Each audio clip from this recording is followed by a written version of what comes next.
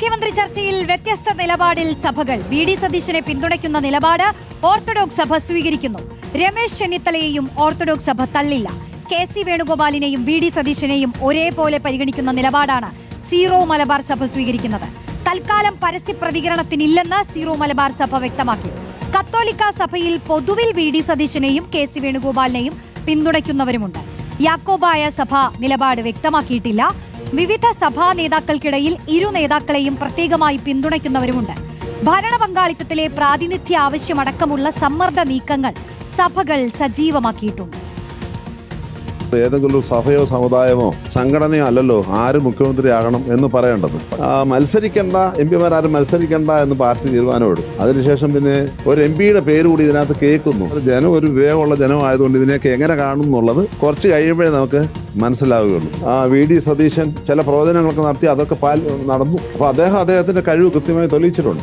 V D സതീശന് യോഗ്യനാണ്, രമേശ് ചെന്നിത്തല യോഗ്യനാണ്, മറ്റേ വേണുഗോപാലും യോഗ്യൻ തന്നെയാണ്. അതിന് സംശയമൊന്നുമില്ല. അതിനൊരു തത്വമുണ്ട്. ആ തത്വം പാലിച്ചു പോകാനായിട്ട് അവരുടെ പാർട്ടിയും എം എൽ എമാരും എം പിമാരും എല്ലാം കൂടെ ചേർന്ന് ജനത്തെ പരാജയപ്പെടുത്താതെ എത്രയും പെട്ടെന്ന് ഒരു നല്ല തീരുമാനം എടുത്ത് പോകാനുള്ള വിവേകം രാഷ്ട്രീയ നേതാക്കന്മാർക്ക് ഉണ്ടാകണമെന്ന് മാത്രമാണ് എനിക്കിവിടെ പറയാനായിട്ടുള്ളത്. സജോ ദേവസി ചേരുന്നു. സജോ, യു ഡി എഫിന്റെ ഈ വലിയ വിജയത്തിൽ ക്രിസ്ത്യൻ വോട്ടുകൾക്ക് വലിയ പങ്കുണ്ട്. ഇതിപ്പോൾ മുഖ്യമന്ത്രിയെ തെരഞ്ഞെടുക്കാനുള്ള ഓട്ടമാണ്. അതിൽ ഏതൊക്കെ സഭകൾ ആർക്കൊക്കെ ഒപ്പം നിൽക്കും?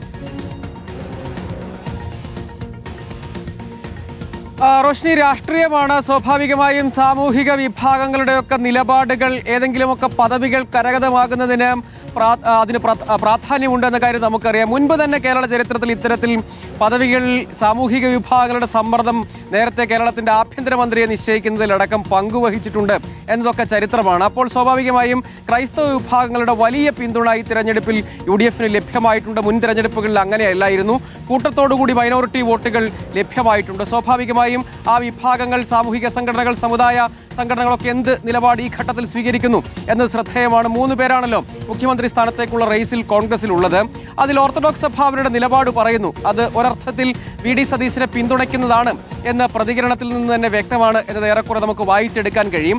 രമേശ് ചെന്നിത്തലയും അവർ തള്ളില്ല. പക്ഷേ വി ഡി സതീശനാണ് യോഗ്യൻ എന്ന് ദ്യോതിപ്പിക്കുന്ന പ്രതികരണമാണ് ഓർത്തഡോക്സ് സഭയുടെ ഭാഗത്തു നിന്നുണ്ടായത് എന്നത് ശ്രദ്ധേയമാണ്. അതേസമയം കത്തോലിക്ക സഭ പൊതുവിലും സീറോ മലബാർ സഭ പ്രത്യേകിച്ചും വി ഡി സതീശനെയും കെ സി വേണുഗോപാലിനെയും ഒരേപോലെ ഇരുവരോടും ഒരേ പ്രിയം പുലർത്തുന്നു എന്നതൊരു ശ്രദ്ധേയമായ കാര്യമാണ്. പക്ഷേ എന്തെങ്കിലും ഒരു പ്രതികരണത്തിനൊരു നിലപാട് വ്യക്തമാക്കലിന് അവർ ഈ ഘട്ടത്തിൽ തയ്യാറല്ല. അത് കോൺഗ്രസ് വളരെ വേഗത്തിലെടുക്കേണ്ട ഒരു തീരുമാനമാണ്.